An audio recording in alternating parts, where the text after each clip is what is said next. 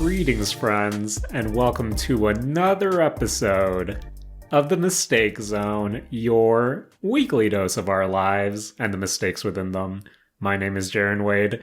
Joining me, as always, one of my best friends in the whole wide world, Matt Alba. Hey, Matt. Yo. How are you doing? Yo, Jaren, I am full of food. Matt, I too am full of food, and Nice. that means we are a bunch of sleepy boys. Hey. And the next hour or so is going to be rough. But Matt, I wanted to start this episode with some classic Mistake Zone for you. So Matt, the other day, my partner and I, we went to the movies, Yes. Matt, and we saw The Menu.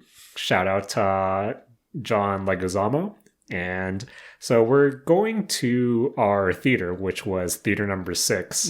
And we're walking down the hallway. It's at the end of the hall. And Matt, my partner turns to me and says, "Oh, what's that anime movie?" Matt, this can't be a coincidence because this theater knew what they were doing. Matt, Okay. guess what was playing in theater number 5? Well, what's it, Jaren? The quintessential quintuplets movie. Amazing. Oh, that's really good, actually. Damn. And Matt, Uh-huh. I stopped.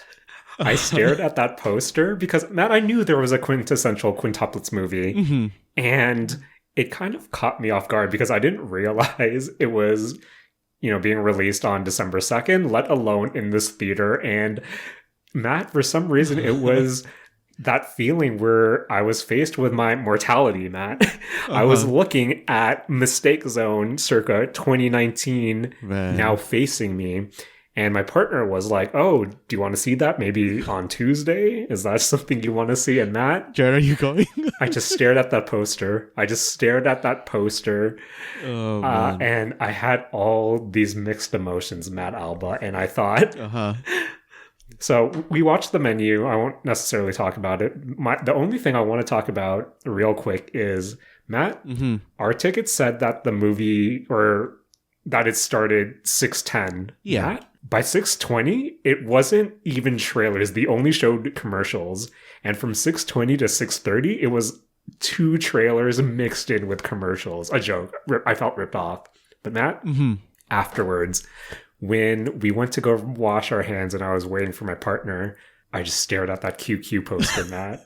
I stared at it. That's so good. And so my partner comes back and asks, "Oh, do you want to see this movie?" And Matt, I kid you not. I said, "This is one of those romantic comedies where there is one male lead and 5 potential candidates." Obviously, my partner doesn't care, but I'm already going into my whole spiel. Yeah. I pointed at Ichika and I said, "This is my favorite character." She's not picked. I pointed to Nino and I said, "This is Matt's favorite character." And not even a consolation prize, she's not picked. And I was having all these mixed emotions, Matt. I saw people come in and out, and I thought, of course, people are comfortable taking bathroom breaks because they're experiencing joke Yatsuba. I'm assuming this is the end. Oh, man. If you release a movie, it has to be the end. Am I correct? I feel know like nothing it about has this to movie. be. I don't know what it could have unless it's some OVA unique anime-only story. But then, Matt, we were playing video games tonight, a few days, and my partner yet again asks, "Oh, do you want to see a movie Tuesday? Do you want to see that anime movie?" And Matt, I froze up. Matt, Are you gonna watch it, Jaren? am I gonna see the stupid QQ Oh, movie? man. Yo, Jared, if you do, we have a topic for next week. Matt, I'll let you know if I watch this stupid QQ movie. Nice. But Matt, speaking about new Mistake Zone tradition, Matt, Bang Dream Girls Band Party, Project Sekai, you know what time it is, Matt. Team events, time to choose some sides. But Matt, let's start off. I'm not going to even tell you the 2 teams, but for Project Sekai, just because I found this a little weird. So I'm going to pose the question to you first. Matt, what comes to mind when you think of winter? Snow? Okay, Matt, Uh-huh. the two team choices were Snow Uh-huh. and Illumination. And the Illumination picture was of a lit Christmas tree. That's like a very Japanese thing. And yet, I remember we had this conversation. I think it was what was your preferred diner food, which was Yeah. curry or fries. And again, I think the localization doesn't do this one any favors because when I was given the choice, Mm-hmm. Illumination was in dire need of team members. And that, Yeah. I Mhm. believe it's been the halfway point of this event, Illumination being slaughtered right now. Yeah. So That makes sense. I cannot imagine Illumination getting picked like Western side at all. it's a bit more rough, Matt, but I chose Illumination because I thought, I don't know, Oh, true. I felt bad. I knew I was gonna lose, but so that's Project Sekai for the week. Mhm. Now for Bang Dream. Matt, Mhm. which street snack do you like? Gelato or crepes? Oh man, I wouldn't consider either of those streets. I think gelato. Would you say this is also a victim of localization as well? Or I actually don't think so. I think that like those are both they're not unknown foods, and I feel like both of them Right. could be like valid, but I feel like the way that they do street side crepes is far more of a carnival food than I Right. like the way they would do it in Japan. right. Mm-hmm. So there is still a bit of localization issues over here, but Okay, yeah, actually, yeah, you're right. I feel like this one's a bit more relatable. I'm guessing I chose Team Crepes now just because I like crepes. True. But Team Crepes currently winning, also halfway in the event. But I chose Team Crepes, and Team Crepes is winning. Nice, So nice. that my track record in Project Sekai not the greatest, but in Bang Dream I'm doing well. And now that we're on the topic of Bang Dream, Matt, I apologize. You know me, I say no sad anime, Uh-huh. but unfortunately, I have to bring some sadness here to the mistake zone. And this is in relation to a announcement that was made for that is kind of related to Bang Dream. But on November 30th, Bushiroad released a statement titled Regarding the Role of Aya Marayama. It reads that we regret to inform that Ami Maeshima, voice actress of Aya Maruyama of Pastel Palace, will be stepping down from the role, according to Avex Management Inc. This decision and announcement have been made with prudence and agreement within Bang Dream, within the Bang Dream Committee and the Bang Dream Girls Band Party Project. The new casting for the role of Aya Marayama for the Bang Dream project will be conducted and will be announced as soon as the details are confirmed. Activities of Aya Maruyama, Pastel Palettes, as well as the Bang Dream project will continue in the future. We hope you continue to support all girls band party members and the Bang Dream project and enjoy playing Bang Dream Girls Band Party. In an update that was shared on the following day on December 1st, Bushiroad also noted that regarding the existing in-game voice lines and songs for Aya Marayama, we have received many requests from fans to preserve these almost 6 years of content as they are and have decided that they will not be replaced with the new cast. And just to kind of further add to this, on Twitter, we do have some official word from Ami Maeshima, where she wrote, I would like to take this opportunity to apologize again for the concerns I have caused to all of you who have been supporting me by not being able to communicate with you through my own words about my condition. It is true that I have been in poor health as reported by some. As soon as I recover, I will share my thoughts and feelings in my own words. I have been making a sincere effort for the past 13 years. For now, I will take a break. And of course, Amida, as she is kind of known to her fan base, and I think a lot of fans of the Bang Dream franchise, and of course, other roles of her include Ibuki from D4TJ, Makaru from Komi-san, and Nina from BNA. But Matt, it is always a bummer when, a voice actor or voice actress, a seiyuu of yours, has to step away, especially when it does come from, health concerns and health issues. So this was a big shock to, the Bang Dream fans and the communities this week. A lot of people showing their support. And I think, that really goes to show just how much content Amida has just contributed to the franchise for the past 6 years. She is one of the lead vocalists. She is one of the more, I would like to say, characters that is often found promoting the game. She's done a lot of the live TV shows, a lot of the radio shows, just out there doing promotions. And again, her, I guess, portrayal of Aya as a character is just really spot on. I think her as a vocalist has some of my favorite songs from the Bang Dream franchise as a whole.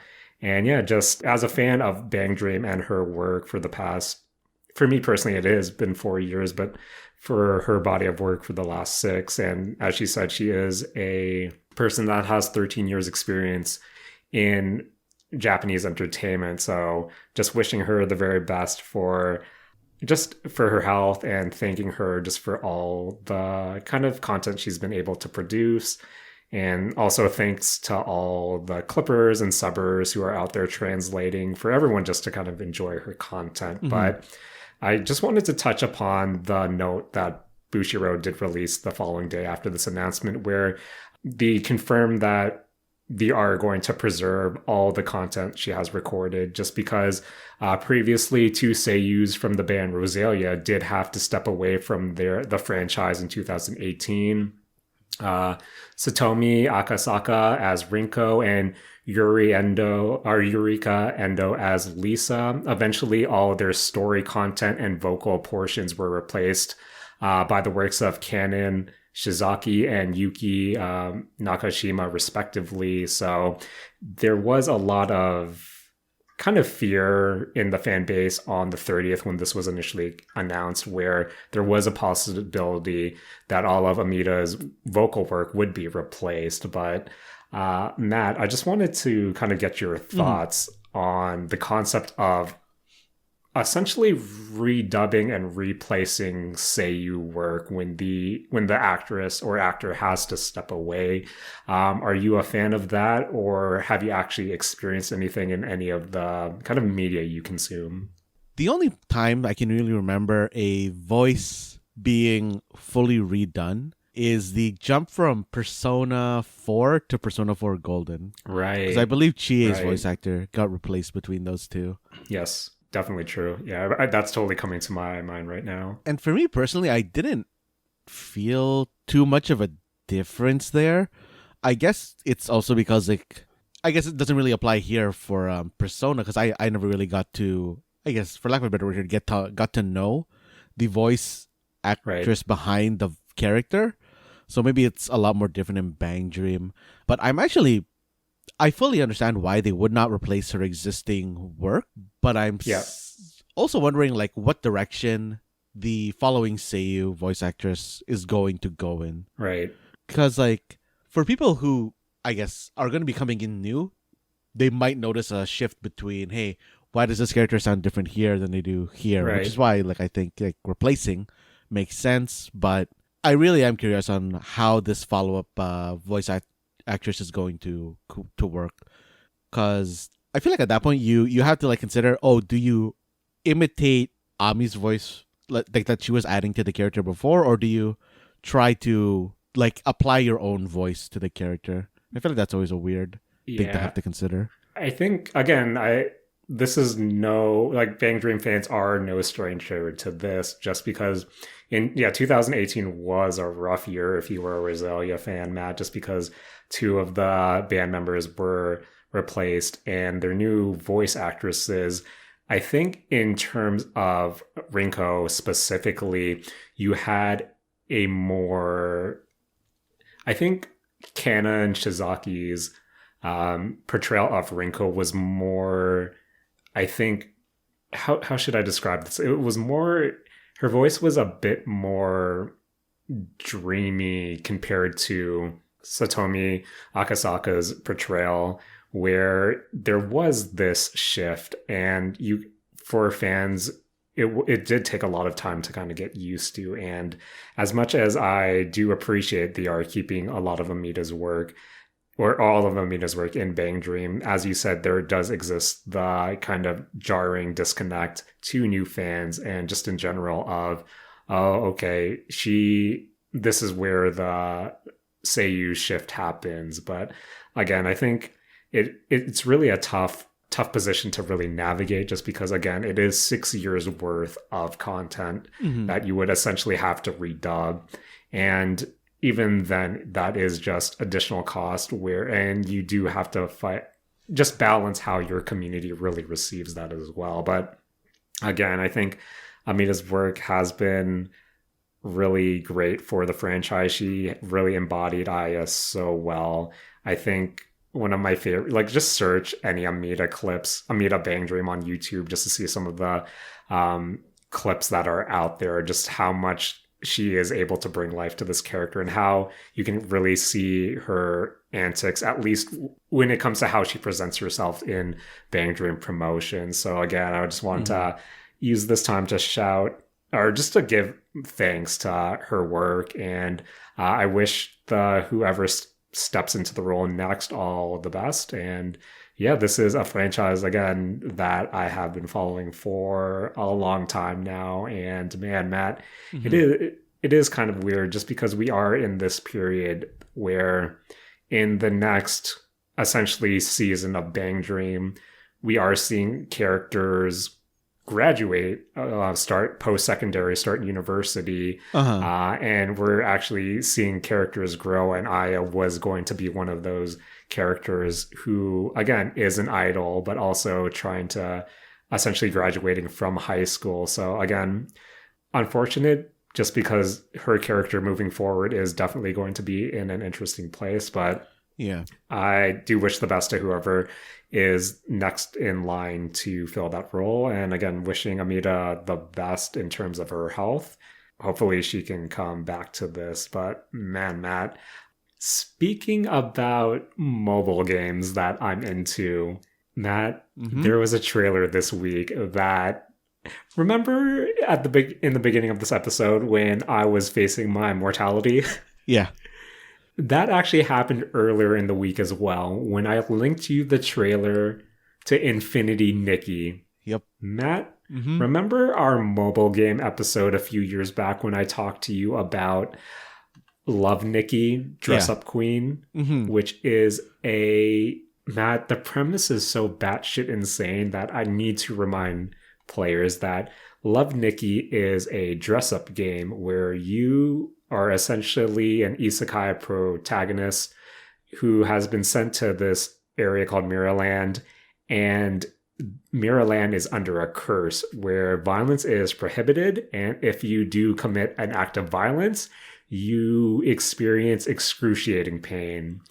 And it's a story about kingdoms and political parties fighting over territory. There's assassinations, there's spies, there's espionage, there's double agents. There might be some implied Yuri, Matt. Jared, I thought this was just an anime about dressing up, or a series about dressing up.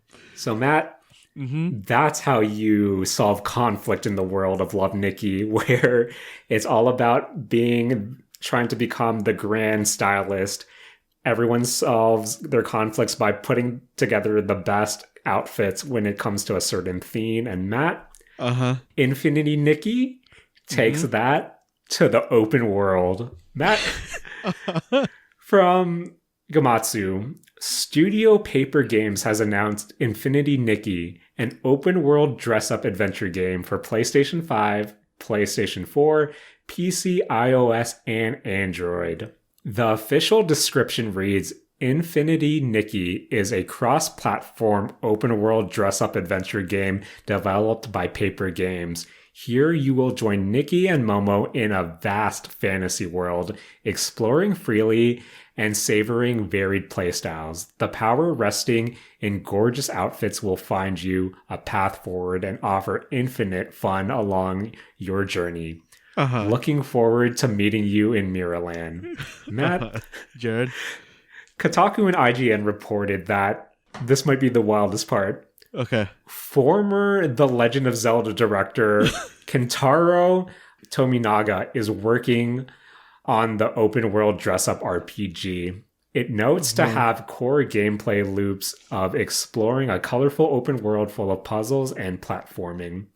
The official description also reads, join Momo and Nikki as they embark on an adventure collecting various pieces of clothing, solving puzzles, and uncovering secret areas in the world. Dress up for the occasion and equip different outfits to gain access to abilities such as fishing, insect catching, and floating. Matt, I'm seeing a lot of people say that no actual gameplay was shared, just a cinematic announcement trailer to kind of give you the vibes, but everyone is talking about how with the success of Genshin Impact that this is, a take on the open world free-to-play kind of genre.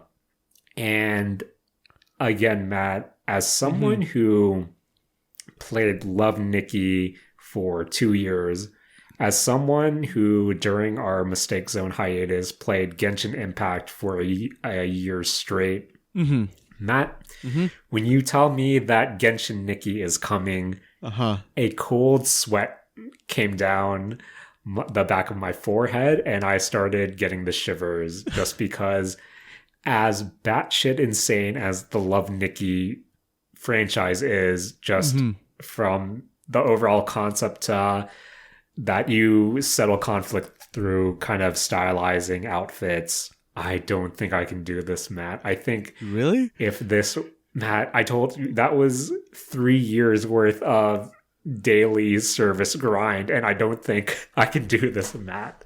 Matt, does this game appeal to you in any way? Jaren, when I watched the trailer for it, I was initially just so shell-shocked, basically, that for everything that was happening inside that trailer. It had, I don't know, yeah, like you said, just floating, adventuring, kind of just like walking around, getting bigger, getting smaller. There was like, I feel like there was like a bullet heli portion, but I might just be like misremembering that. But Jaren, I am legitimately kind of interested in this game. Matt, what was that game that was announced during one of the Microsoft E3 press conferences? Is it like that Korean open world kind of resembles Monster Hunter in Pokemon-ish? Yeah, Dokev or something like that. Yeah, Dokev. And Matt, I feel like, I don't know if this is going in that direction, but I don't know, Matt, if I can do... I need to see actual gameplay just to see the loop, because, again, when you're telling me it's a open world, RPG in some respects, as someone who has consumed free-to-play games for years, I'm really curious how they plan to sink the hooks into you, just because when I think about my time in Love Nikki, I think about how they have these events where you have to grind out different level. It's your typical free-to-play formula where you grind out the event levels, you get the event currency, and you work towards the event outfits. And of course, if you're not able to get everything through efficient playing, then hey, maybe you pay some money to get the event currency and buy the outfits. And then I think about how they have what were essentially, I forget the term, it was hell events are the really hardcore events that you need like currency to actually complete and get all the fancy outfits. And then there were I believe it was something along the lines of lifetime suits, where, Matt, these were outfits that you had to grind the normal stages for materials that took over months and even years to grind to get all the materials to ultimately craft these outfits, where it was, okay, I need to craft this high tier dress so I can craft this high tier dress so I can ultimately craft this high tier dress. And I guess it is just the PTSD of doing. I completed like 2 lifetime suits when I was playing, and I remember I was actually on vacation in Vancouver. We were waiting to go into this ramen place, and I finally crafted my last material suit to get this like sad marionette dress that I was really working towards for literally a year. And I remember finally crafting it, looking at my screen and thinking, I feel nothing. And I think I uninstalled the game that evening. Damn. And I don't know, Matt. I think that's why I'm so reluctant to find it. Like, of course I'll check this out, but I'm not sure if I'll be able to invest, just because I've done this rodeo before with Love Nikki, and I know it probably doesn't play the same way, but I did the rodeo for the most part for Genshin, and I'm not sure I can do that again, Matt. But who knows? Maybe this will be cool. I think the fact that we do have Kentaro Tominaga working on the game is wild to me. So yeah, I'm really curious just to see how it's structured as well, just because a lot of people are pointing towards, oh, of course it's going to be like Breath of the Wild or Genshin, but what if it's more so kind of like a Disney Dreamlight Valley or something like an Animal Crossing, but you know, one of those farming sims. But again, I want to see gameplay just to see how this looks, because Love Nikki does have a place in my collective heart, I guess, with all the franchises I've consumed. But I just need to see gameplay. I need to see the actual loop. I need to see how taxing and how needy the dailies and weeklies are, just to see if I can even entertain this. But Matt, just what's your thought about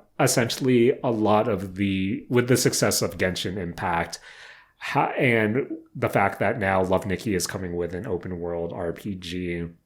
What do you think of the notion of these successful mobile games possibly trying to adapt to the open world RPG format? And is there anything you would like to see, or any kind of mobile game that you might have experienced in the past might benefit or be able to adapt to the open world genre? I feel like these free-to-play games going open world is interesting.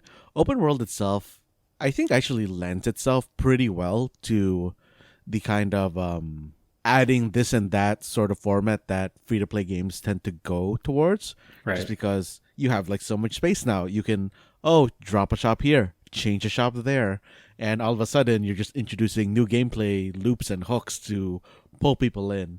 Like Love Nikki itself, or not Love Nikki, Infinite Nikki itself, just watching the trailer really does make it kind of seem kind of a Disney Dreamlight Valley-y to me.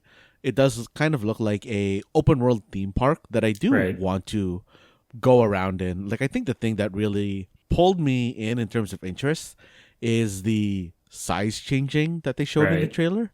Being able to shrink down and go through an environment, I always think is a nice touch. Like, we were talking about it like a couple weeks back when we were talking about like Grounded, Tinykin at that time, and being able to experience the like quote unquote normal world at a different scale is always an interesting thing that pulls me in.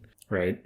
And Jaren, like, it's dress up. Like, if you can make some nice outfits in it. It seems like a lot of the outfits though were generally like, this is the outfit you use for becoming small. This is the outfit you use for fishing. Yes. So like maybe that might not be what I want. Like, looking at the trailer, I do like so much wish that this was just like a $60 purchase and you just like mess around in it over a live service game. Yeah, I think with a lot of the open world games, this is the sentiment that we are seeing online a lot, where especially when they have that service base of people just wanting to not feel like what they're playing is a chore, just because, surprise, it is the FOMO. It is kind of missing out on everything. And I totally agree, Matt. If this was a $60 game, or if this was something that was on Game Pass, I think I would be more inclined to kind of check it out and run around. But again, it's the fact that it's the service hooks that are really kind of worrisome to me, just because it is that idea of FOMO, of missing out on all the event items and all, because that's ultimately how a lot of these games monetize and are able to continuing to produce content. But one thing I'm also curious about ultimately is their monetization model, because when I think back of Love Nikki and you think about all the different event suits and the gachas for different suits and clothing, it's the fact that a lot of them were... So essentially, for those who don't know, Love Nikki is kind of similar to a paper doll dress up, where you have your base model and you have all these different pieces that you're able to give them.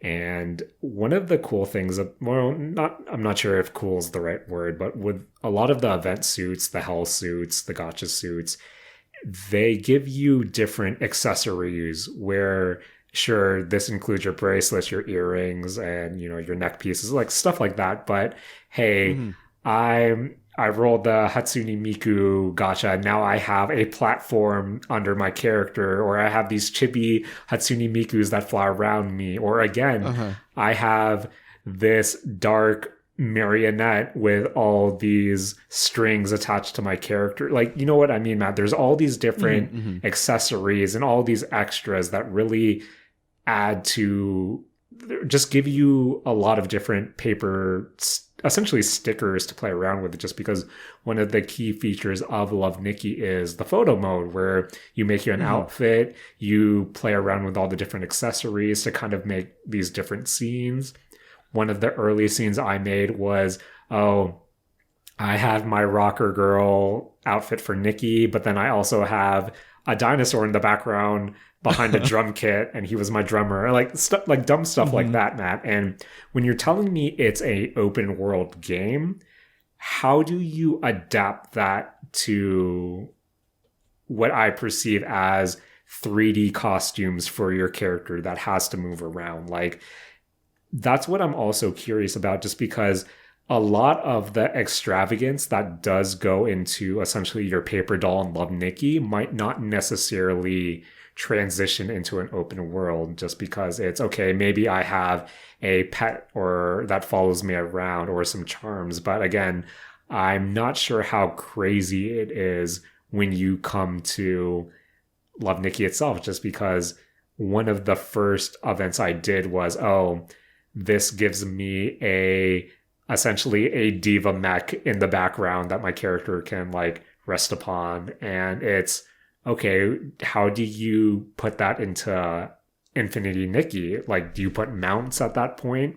Do you put, like, that's kind of where I'm getting at, Matt, where there's so much extravagance and extra when it comes to these outfits that I'm really curious to see how they transition into the open world game, just because, again, Matt, I really don't know what to expect, but of the things I can expect is we'll probably see that Hatsune Miku collab come back here as well. Man. And that, when that happens, I'll probably play. Nice. I'll probably play that. Nice. Speaking about open world locations with varying activities, how's Pokemon doing, Matt? Jaren, Pokemon's interesting. I think I'm on the tail end of my Pokemon game now. This is week 3 for you, correct? Yes. This is week 3. I've gotten all the Pokemon I can get in Violet. Now I'm just trading for Scarlet Pokemon. Jaren, okay. I don't know like how deep you ever like got into Pokemon games or any kind of collection game. I don't know, Matt. Like, we talked about Love Nikki for... Oh, okay. Building a team, never mind. But like, I'm at that point where I'm replacing all my team members, right? Right. With better versions of themselves. And Jared, I don't know if you do this, but I always feel bad when I relegate Pokemon or anything like that to the box where they're never going to see the light of day again. Because like, hey, you got me through the game and now you've been inefficiently trained. So I have to replace you with my basically steroid trained Pokemon that are good at one specific task, and that's the task I'm going to use them for. So Matt, who are your fallen soldiers that you want to give thanks now that they are eternally bound to, is it still Bill's box? I don't think Bill owns it. Okay. Yeah, but I want to say, I want to pour one out for all 3 of the starters I started with. Okay. They're all box bound now, and you're not meta picks, so sucks for you. Jared, what I feel particularly bad about is an Iron Hands that I caught towards the end. Yes. One of the end, I guess, like gameplay loops is that you have to start grinding raids, and Iron Hands is one of the better ones to do that with when you're starting out. Okay. So I replaced him with a shiny version of himself that is trained for top end raids. And man, I think the thing that makes it really sad for me, yes, is they have a mechanic in Pokemon games that I think they've had for a while now called ribbons or titles. Okay, yeah. Where you can assign a title to your Pokemon, and sometimes it'll just it seems like it just assigns it randomly, but when I went to go dump my Iron Hands, I saw that it had the title Reliable Partner, which you get from doing a bunch of battles with that Pokemon. And I was like, damn, you're getting boxed right when I saw this title that you got. And I was like, man, that's rough, man. That is rough. But that... Now that you're trying to overcome your guilt of boxing your best friends, essentially, Matt, you were using these Pokemon, and now they're nothing to you. They're fodder, for better or for worse. Jared, this game needs to have... In Pokemon Arceus, they had ranches, which is where you stored your Pokemon. This game needs to have ranches, because I'd feel less bad about letting them run free in an open field than I would just dumping them inside a digitized box, essentially. Matt... I think we're both pet people. We both have pets. Yeah. We both love our pets. And it's one of those things where I need to constantly look at the Pokemon games as games themselves, just because when I think hard enough about what I'm actually doing to these Pokemon, not great, Matt. Not great at all. Yep, it's dogfight. Pokemon is a dogfighting game, basically. Matt, I remember so Saturday morning lore, I think we've said this multiple times, but me and Matt originally met on Game Facts, Game FAQs on the Yu-Gi-Oh! Social board, board 557, I believe. Yep. And I remember that I lost like 20 karma on Game FAQs, Game Facts, because I posted on the Pokemon message board, would you eat a Pokemon if you were in the Pokemon world? And I think it was like flagged for trolling, but Matt, legitimate question. You're supposed to. Realistically, do people eat Pokemon in the Pokemon world? Yeah, they do. I swear. Yeah. I'm pretty sure I remember that Farfetch'd in particular almost got eaten to extinction. He has a leak, Matt. He has a leak. Yeah, he has a leak. Yo, he's self-marinating. Like, even like Slowpoke tails, I'm pretty sure, are considered like a delicacy in the Pokemon world. I mean, Milk Tank makes milk. I bet like milk. I bet like that would be a pretty good Chansey steak. makes soft-boiled eggs. Yes. Like, yo. So all I'm saying is I want that 20 karma back. But anyway, Matt.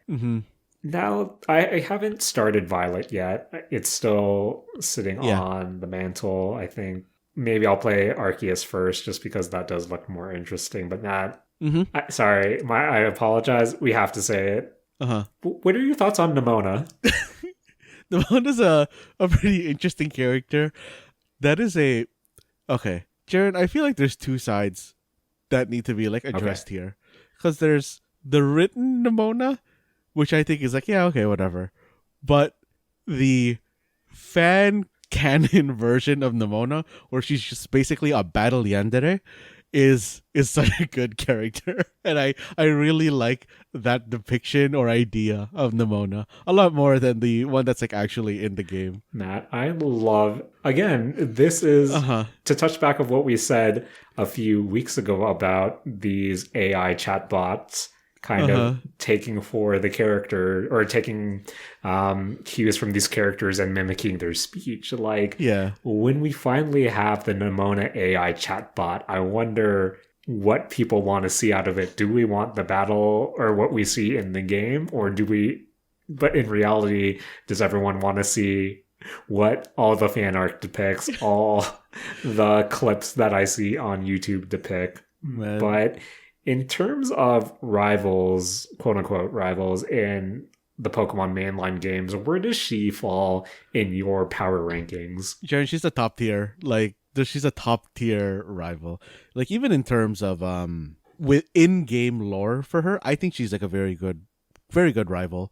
Because Right. she states like at the very start that, hey, I am she's like champion level Pokemon trainer, but she's gonna start over her journey to like race Pokemon alongside you so that like she could keep battling with you. Yes. And I think that's actually like pretty good. Like, she's not annoying like a lot of the rivals like tended to be. And like generally her personality is like a very, I think, like believable one that like plays pretty well with the tone that they set in Violet. Right. Especially since she's also supported by, because the game has like the 3 storylines like I said before, and she's, I think, very well supported by the other 2 storylines main character. So like when all of them come together, I think that like the friend group cast that you have in Pokemon is actually one of the best ones, I think, in across all Pokemon games. Yeah, that's really great to hear, Matt, and kind of also builds my hype of wanting to eventually play this game. But when I did learn that Nimona is supposed to be this champion level trainer, and I see all these VTubers dunking on her just because she's so easy to beat, it kind of makes me wish that, again, there was a hard mode, because this was something you talked about when you first told me about this game, where even though you can play all the gyms in any order, even if you do the ones that are more difficult in the beginning, that means you just steamroll through the rest of the game. And I kind of wish that there was some sort of difficulty slider. And I think I don't want her to have an unwinnable fight, but I would have loved to see, like early on, I'm not sure if this happens, but it probably doesn't, that Nimona actually does show that champion level skill. Because I think, as we talk about it, Matt, as 30 somethings now, we, or at least I, want something more from Pokemon. But at the end of the day, these are kids' games. And ultimately, I'll take my Yandere Nimona rival character just because that's all I can take at this point. But yeah, I think moving forward, I would want a functional, competent game, but I would also like something that will kind of try to appease the older fans. But if it doesn't happen, then I kind of expect that. But yeah, Matt, as you said, you're at the tail end now. What are your last projects coming up before you ultimately move on from Pokemon Violet? I want to complete the Pokedex. Like, I think that's like one thing like I definitely want to do. I also want to make a living dex, which is also probably like bad considering what I was saying earlier, but yeah, like those are the things that I want to do the most. Like, okay, until I'm pretty sure that they're going to be adding DLC to this game, right? So I'm interested in seeing what's going on there. I also do just want to kind of do that shiny grind, just because it's a little bit easier to do. Or it's not really easier, but like it's less tedious, I guess is a better way to say it, to do a shiny hunt in this one, especially since I've like accidentally been lucky and like ran into a lot of good tools to use to create these shiny Pokemon. But Jared, nice. like, yeah, I really hope that they keep this story, like this friend group crew, together even inside the DLC, because they're a good group. Like, there's, I don't know, some characters there where you kind of think they're kind of shitty at the start, but they quickly turn it around on you in the story. Like, and Jaren, I think the final fight in this game is like very, very like well done. Just like all the theming that they put into there, and I love it when games kind of do a mixing the story thing with gameplay. Yes, and and Jaren, they actually even accidentally sort of do that with Nimona herself. Nice. Because nice. Jaren, in typical like Pokemon or kids game fashion, there's always like a choice where you can be like, oh, hey, do you want to like do this? Like, and obviously they want you to say yes, but if you say no, they just like put another prompt that's like, oh, you must not have understood me. Do you want to do this? and it just like puts the same prompt back towards you. Yep. But for any like Nomona ones where you do that, it's basically like for example, like if the question was, oh, do you want to be like friends or something? The answer that you give her is either like yes or no, and if you say no, she says, "Oh, I'm sorry, I don't think that's like the answer you're supposed to give me," or something like that.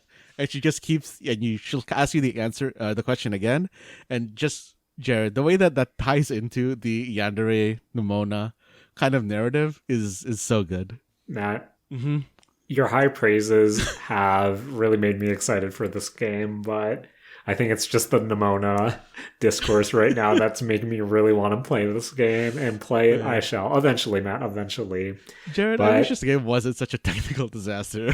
Like this is such a good Pokemon game. I believe there was a patch recently as well. Did that address anything, or did it do anything?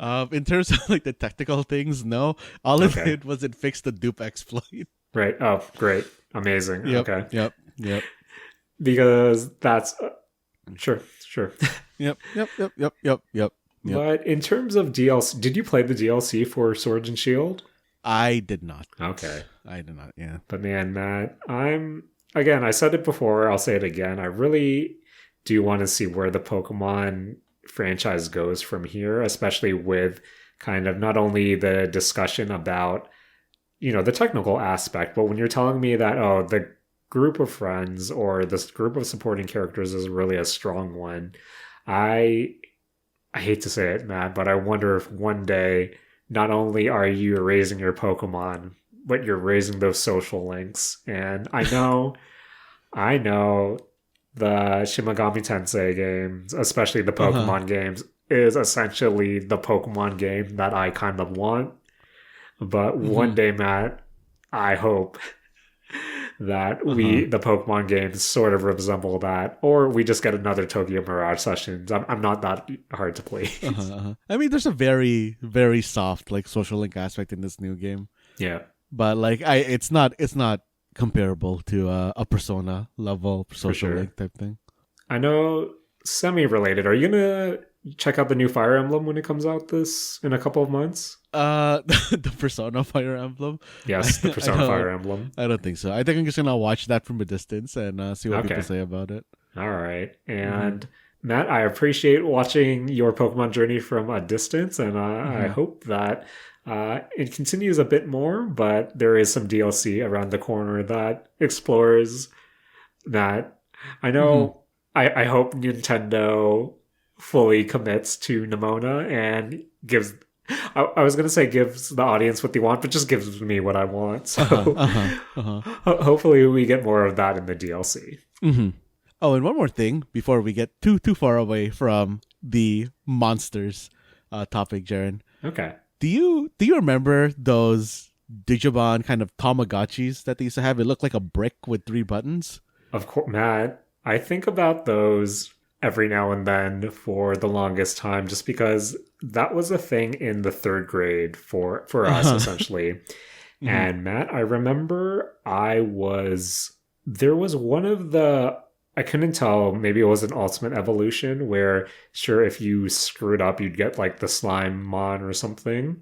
But you could evolve the Slimemon into something. And I was the first person in our school to essentially get an Ultimate Digimon. And I thought this was the coolest thing. It died like a few days later. But I remember that was like my claim to fame for a while. So yeah, there are some impressionable moments that resulted from the Pokemon, the Digimon Tamagotchis. But Matt, why do you bring this up in the mistake zone? Okay, so we missed the first wave, Jared, but in August, they announced that they opened pre-orders for it's called the Digimon Color 1 or 2. Oh, man. It's basically that exact same thing, but now it has a color LCD screen, and it charges through USB-C, so you don't need those little circular watch batteries anymore. Amazing. They go on sale in February 2023.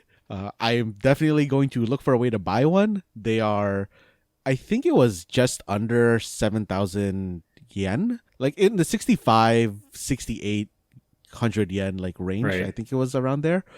And I think I'm gonna like definitely go in on those. Like if anybody, I just wanted to put that word out there because I would be so sad if these like came out and I missed it. So just want to put that word out there. Matt, can I sign up for your mailing list for a reminder for this purchase? Just because I too would like to embrace my childhood again in this way, and as someone who loves consumerism, I do want to be part of this purchasing brigade, and that maybe we can battle them. Maybe we can battle them. I'm down. And like, just one more thing. Like, I hate to like, poo-poo Japan's yen right now, but the yen's in the toilet. So like, you should buy while the dollar is strong. Man, Matt, I do want to partake in this. Did you have the ones that came out like later on that were, they released other variations, right? Like, or am I making that up? Like, was there a card swipe version at one point? Yeah, like each of the like first 3 Digimon seasons had their own Digivice. Right. And like they all sort of worked the same, but the third one, the season 3 one, did have the card swipe mechanic. Right. Oh yeah, I remember the season 1 one because I did have the brick one, but I also had the Digivice that resembled season 1 as well. And I remember, I think later on, at least my brother might have got the season 3 one, but man, Matt, how many times am I forced to stare at my mortality this episode? But I'm getting that feeling once again. But okay, what color are they available in that? Version 1 is available in like a red brown and the kind of like blue gray color. Okay. And then version 2 is white or black. Damn. Matt, what color did you have growing up? I had the kind of like blue gray one. Oh, nice. I had the yellow one, and I was hoping that yellow was going to be one of the colors, and I'm a bit bummed out that that's not the case. Yeah, no. Like, I'm excited, Jaren. I'm so excited for these to come out, and I really hope that they're not going to price gouge them here when they're bringing them over. Did they say if they're...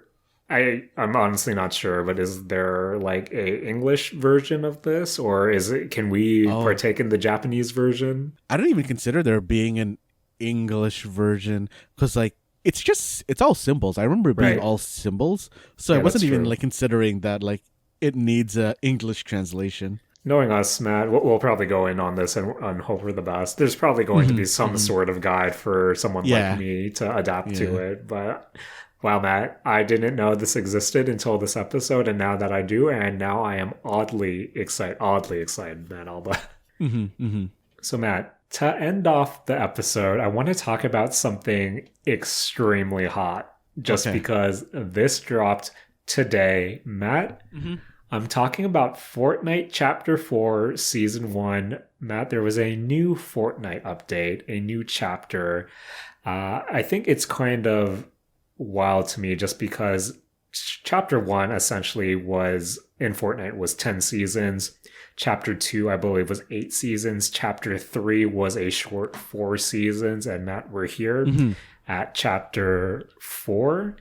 And it has been wild so far. I think at the time of recording, the patch or the update or the chapter itself is only, I think, 9 hours old right now as we're talking to each other. And I've been able to play 2 hours or so in this new Fortnite chapter. And Matt, there is some stuff I want to go through with you because with a new chapter means new additions, new tweaks. And I think one of the biggest things for Chapter 4 is a brand new island.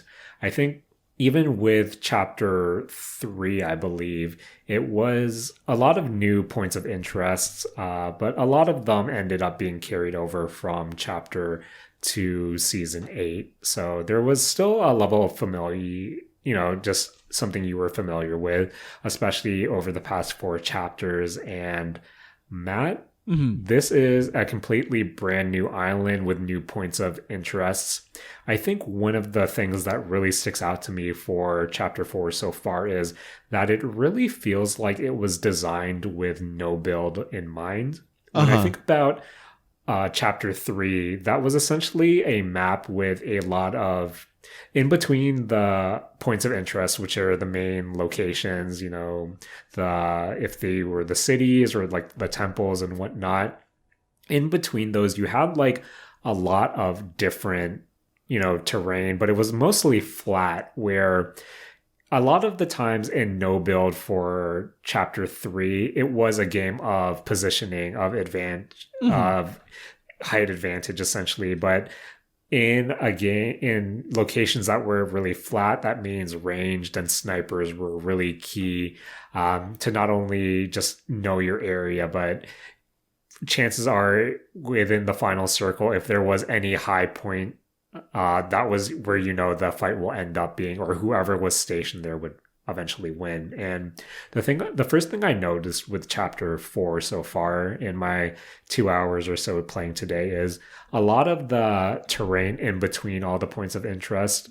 There is a lot of different height towards it. There's a lot of different, there's mountains, there's cliffs, there's streams, there's a lot of things that can't be broken as well to give you more cover opportunities. So it really, as I said before, it really does feel like with the popularity of no build mode, that really goes into how the map has been designed, just because there is a lot of more cover, a lot more man-made cover or world cover that you can really adapt to, and the game can feel a lot more vertical as well in the few games I've played so far. But another addition, Matt, is that the added dirt bikes, which you can perform tricks and use weapons while you ride. Nice. I love the traversal in the Fortnite games, Matt. And I think that from my time with the dirt bikes, they are essentially my favorite vehicles I've used so far in the game.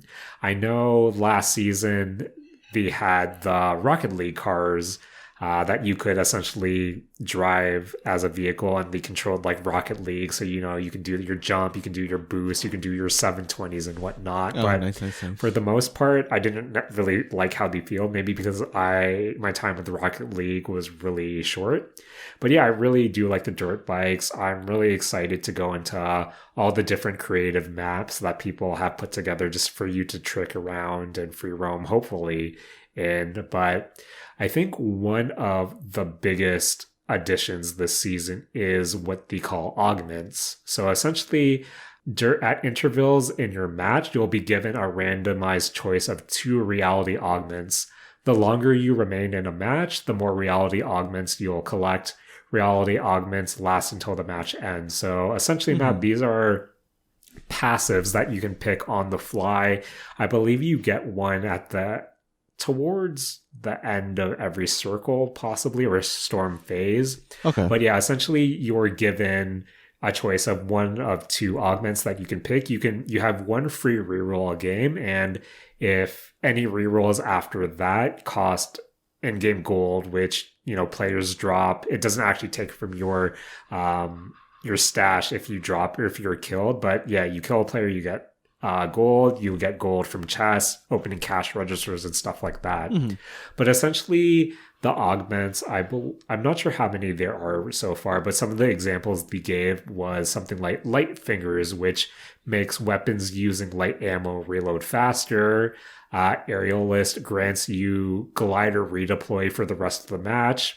Soaring sprints essentially gives you, while sprinting, you'll be able to jump much higher and jump with lower gravity. I've had augments that are like, you'll be more likely to find this certain health drop when you open chest, or hey, when you ride vehicles, they don't take fuel and they'll have more health, or if you hide in a bush, you'll regain health. So I think it's a really interesting dynamic, just because it really lets you adapt your needs to the current round or the current situation. But I honestly feel like for me personally, I'll just be kind of going towards the more combat focused ones, just because getting more consumables or even stronger vehicles isn't necessarily something that I really am that interested or affect my gameplay that much. But yeah, other than that, Matt, you have hurdling, which is another traversal mechanic, new weapons, new consumables. In certain areas, there are drones that you can shoot down to get more items. And in points of interest, there are these things called capture points, which you or your squad cap. And once you cap it, all the chests in that area become highlighted on your map or on your screen. Nice. And all the enemies get highlighted as well. And then, of course, you can battle it out to see who can capture that point. So, again, all these little things have been added to the game that really make it feel like a substantial update. It actually now runs on or fully utilizes Unreal Engine 5.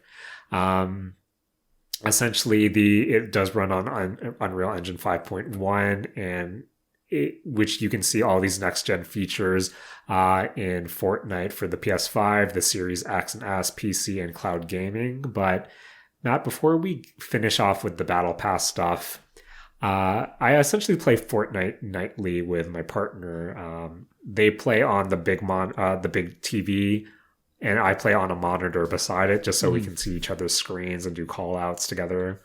Matt, they're playing on the Switch still. And Matt, it's... Remember when I talked about the new Fall Guys season 2? Season 3 just started, which I'm not playing, but... Matt, so we start off Fortnite Chapter 4 on the Switch and on the X. I'm playing on the Xbox Series X.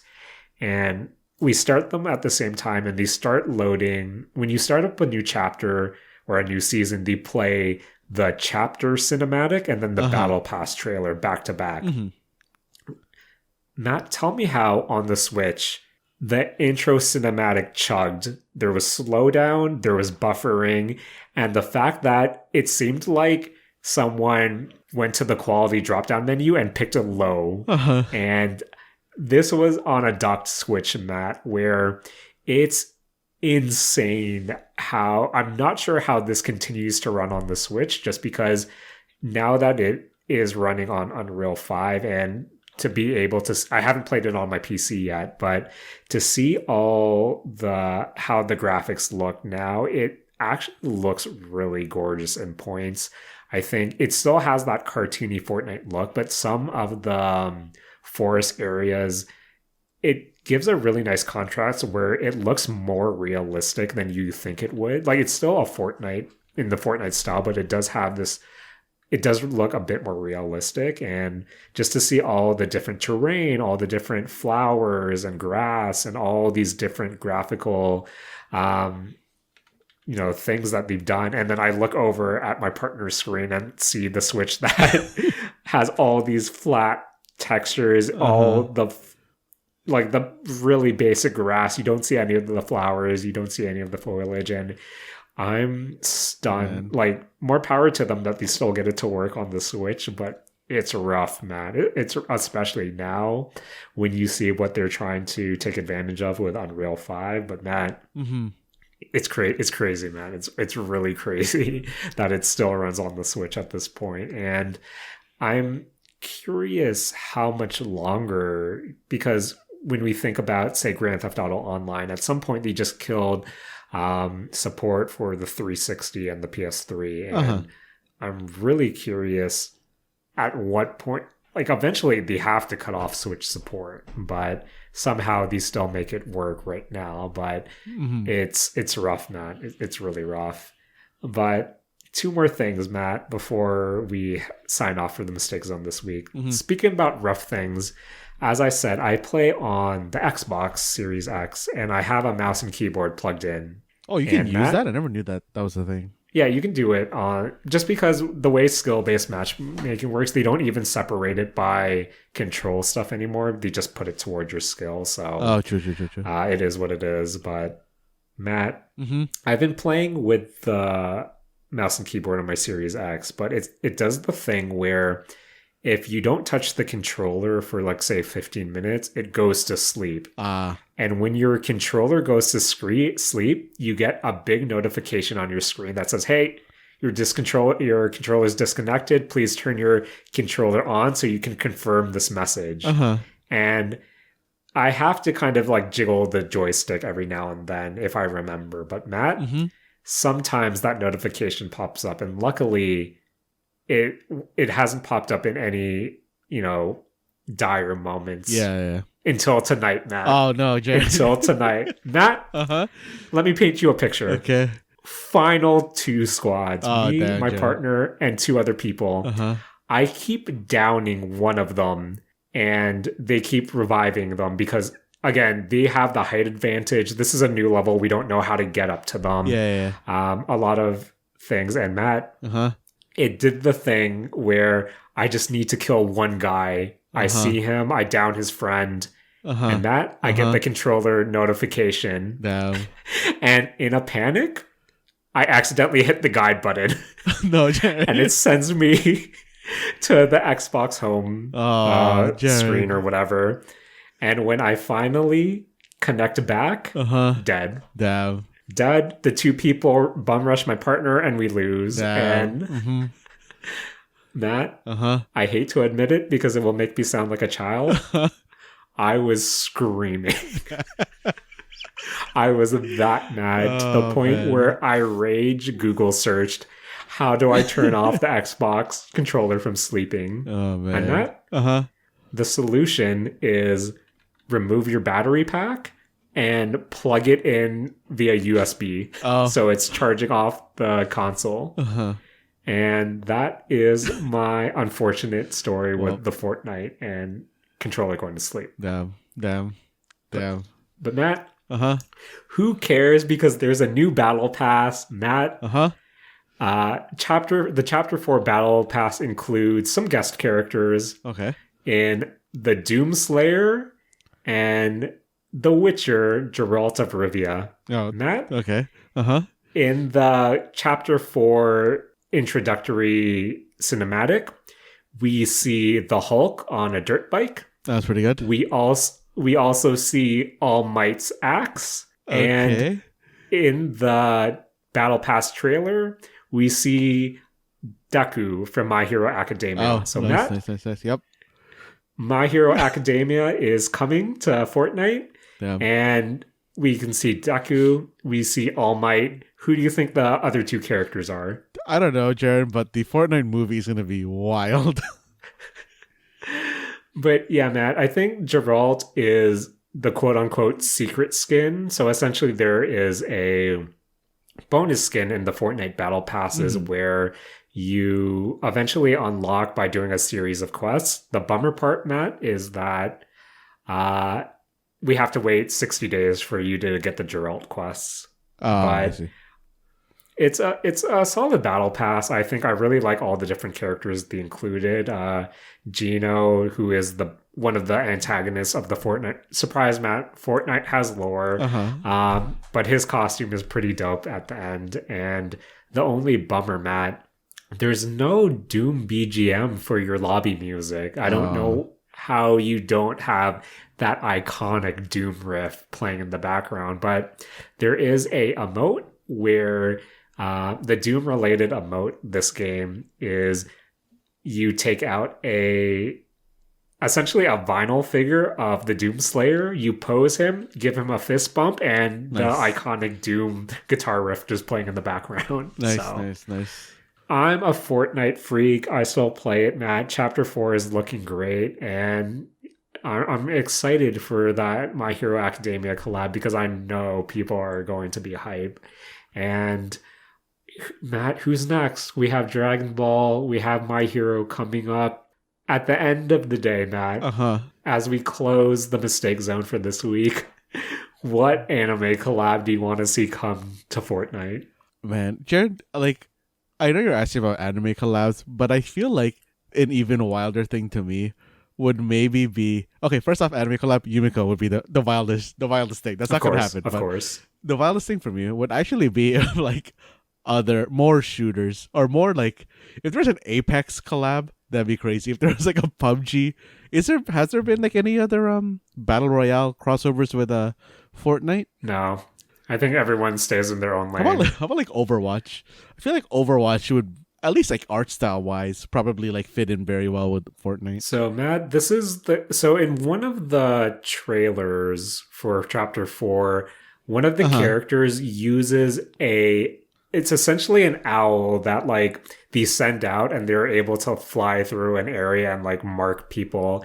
And a lot of people were saying, "Oh, this reminded me of such and such from Valorant." And Matt, that'd be wild. We have Jinx and we have Vi or whatever in Fortnite already. Are they in Fortnite? Yeah, I have Jinx. That was more so the arcane variations, but who knows, Matt? Right? Maybe we'll see some Valorant characters here. That'd be wild. I mean, Nier is in Rainbow Six Siege. 2B costume or Automata costumes were in PUBG. So Matt, I was telling our pal Julian, 2B has to be coming to Fortnite at some point. And honestly, are Matt, we the Borderlands people in Fortnite? Like Epic owns Borderlands, don't they? Oh, no, I think Embracer Group owns Gearbox. But during the release of Borderlands 3, if you pre-ordered Borderlands 3, you got the Borderlands Psycho and Claptrap backpack or back bling. So yeah, that's the Borderlands representation in Fortnite. Plus, what was Handsome Jack's horse? Butt Diamond? Oh yeah, Butt Stallion. Yeah, Butt Stallion. That's a glider in the game as well. Oh, nice. But yeah, Matt, I know. So Epic also owns Mediatonic, I believe, is the developer behind Fall Guys. And Matt, all I'm saying, Hatsune Miku is in Fall Guys. Kasuna AI is in Fall Guys. So, man, I can't wait to see Hatsune Miku with a gun. Oh, right. I know people were saying, all these Fortnite. Oh, Matt, speaking about battle passes, did you look into the new Fall Guys battle pass? I did not. What's in there, Jared? Matt. So collab wise, SpongeBob. Okay. You have Skyrim. Okay. And you have Ultraman. Oh, that's actually surprising. Matt, when are we going to get Ultraman in Fortnite? Oh, man. Ultraman in Fortnite would actually be like really interesting just because, I don't know. Have they had a giant mode in Fortnite yet? No. But they did have mechs at some point. Oh, true. But I feel like becoming giant is so up Fortnite's alley. Matt, if you became giant, I'm pretty sure all the switches would explode.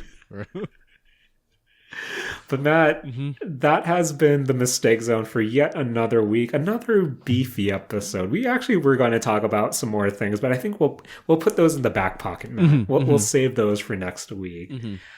But Matt, for realsies, again, we would like to thank Ami Maeshima for her work, contributing to some of my favorite franchises, and of course, wishing her the best in her health, and hopefully she is able to return to, the industry on her own terms. But I also want to thank Nikki. As much as Infinity Nikki scares me, still gotta thank her. Gotta thank Namona. Of course we do, Matt. Of course. Matt, you know who I don't want to thank? Who? Nintendo for killing the Tenta missiles. Oh man. Matt, who do you want to thank before we leave? Yo, we gotta Jared, we gotta thank your partner for potentially bringing us quintessential quintuplets content for next week. Oh god, Matt. Oh god. Matt, I'm disgusted right now. Please take it away.